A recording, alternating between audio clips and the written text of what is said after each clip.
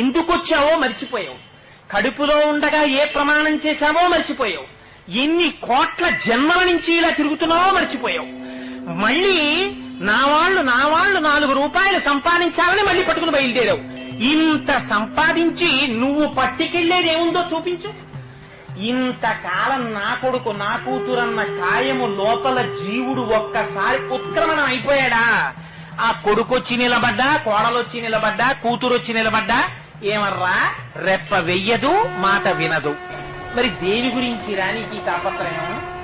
ఇవన్నీ కాకుండా ఇంకొకటి ఉన్నది అన్న నమ్మకం నీకుందా? నీ ఊపిరి తీయిస్తున్నవాడెవరు? నువ్వు తిన్న అన్నాన్ని జీర్ణం చేస్తున్నవాడెవరు? నీ కంటికి చూపుగా నిలబడి చూపిస్తున్నవాడెవడు? నీలో తృప్తిగా భాషిస్తున్నవాడెవరు? వాడెవరో ఎప్పుడైనా ఆలోచించావా? వారికి ఒక నమస్కారం చేద్దామని ప్రయత్నం చేశావా?